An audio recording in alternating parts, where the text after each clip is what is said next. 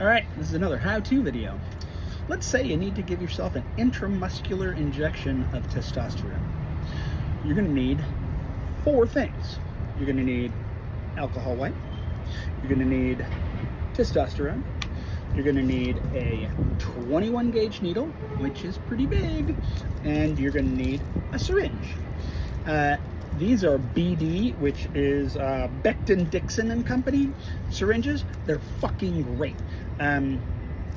Unless you give yourself a lot of injections and have used a lot of different kinds of syringes, you might not appreciate like how different syringes can be, but they are really different. Like when you draw on these, it's a smooth action. It's like it doesn't stick.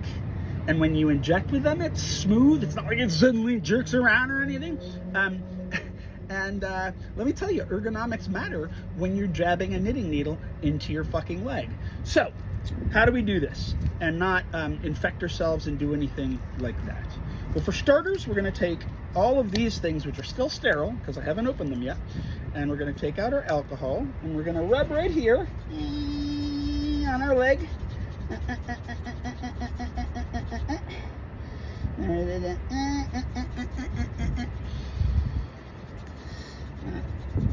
My very white, it's hilarious. Like the difference in the color between these two legs. That's because this is above my short line, and so I'm not tan there. Yeah, okay, so we did the cleaning, and we did a pretty big area so that we don't have to worry about missing the clean spot.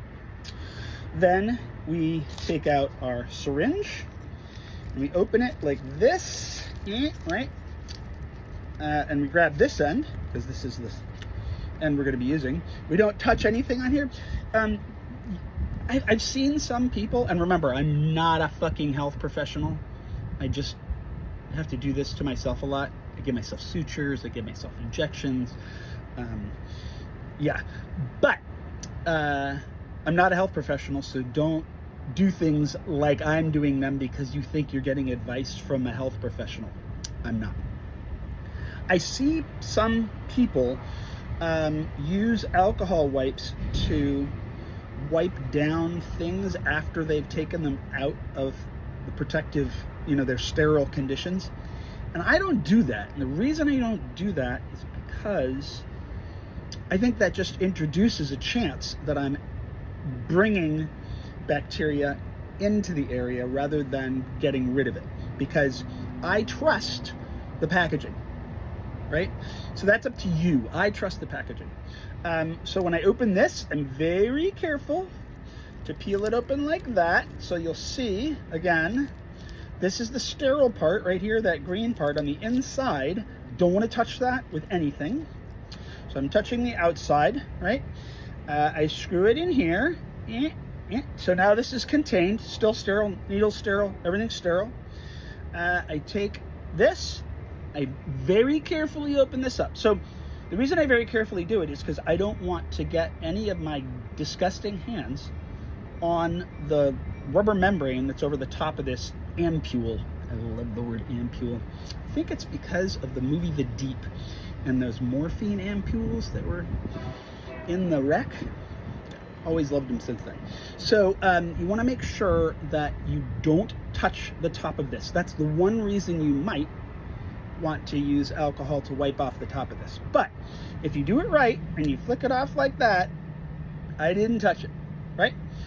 So this has to remain sterile. So we then have 2 hands, but we need another way of getting this thing off. So we use our mouth, and we're going to keep this in our mouth, and you'll find out why later. Now, still sterile, don't touch the needle, don't touch this. Draw this guy out all the way to the back. So this is important. When you're drawing this stuff, you gotta do the air in so that you're not sucking on a vacuum when you suck out. Very important sucking lesson. So we're gonna fill this guy up. Now, there are some people who say that they think that you should use different needles for this part than for injection, because you can get some dulling Doesn't matter that this isn't sterile anymore, because we're not going to do anything that needs to be sterile. I'm taking it out of my mouth because I'm not talking as well as I used to when I smoked. Getting rid of some of the bubbles here, although because we're not injecting into a blood vessel, the bubbles don't really fucking matter that much. Some people think that you dull the needle a little bit by putting it through that rubber membrane. I've tried both ways, and honestly, I can't tell much of a difference. I don't think it matters that much. So I don't bother doing 2 needles. It's just another step in which I can fuck things up, and fewer steps is better. Okay, so now we have this. See, here's the needle. You can see it here. So one thing that's nice about heavier gauge needles is there's more surface area on the tip of a bigger needle to be sharp.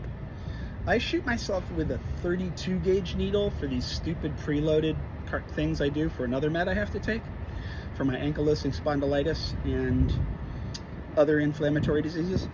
And that thing sucks. It sucks way worse than this javelin that I'm about to jab into my leg. Surprisingly, you would think, oh my God, that looks like a fucking lance. That's going to really hurt. Most of the time, I don't even feel it anymore. Like, it's fucking weird. Whereas that other thing with the 32 gauge needle that is like as thin as a baby hair, when you try to press it into your skin, because it's so tiny, it just doesn't, they aren't as sharp because there's less cutting area or something, and it winds up being like kind of miserable. The skin dimples before it goes in. This thing is going to go boom right in. All right, so we did the alcohol. I pinch because I worry about running into my bone. You know, I don't need to. So it's harder to see if I'm pinching. Let me move this over here. So we can not pinch. I'm not gonna. Yeah, fuck it, I am gonna pinch. Okay. Worried I might have fucked up there we go. Okay. You go like this.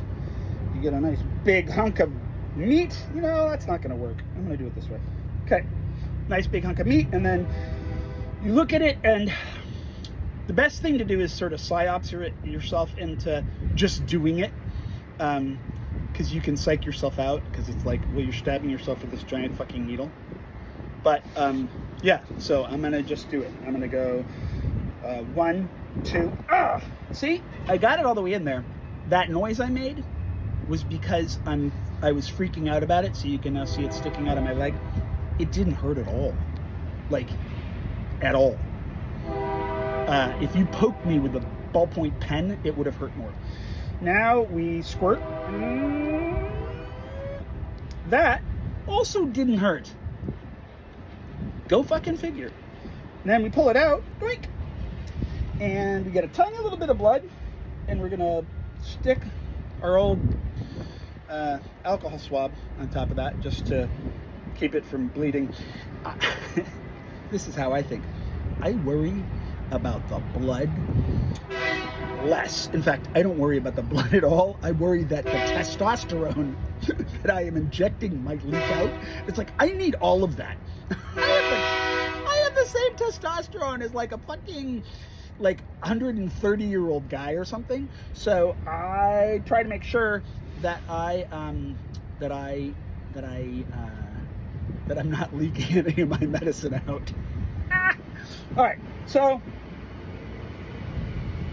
that's it. We're done. Now, how do we dispose of things? We carefully take this, we put it back in here. Again, not because we're doing anything. We undo that. It's called a lure lock, by the way. Very handy little device. I assume it was invented by a guy named Lure, or a gal, hopefully a gal, a person named Lure. This is going to go in my sharps box. This, depending on your local municipality and how you do garbage, can go in your garbage. Generally speaking, the thing about syringes and needles and medical waste in garbage is You don't want any bodily waste, but this isn't bodily waste.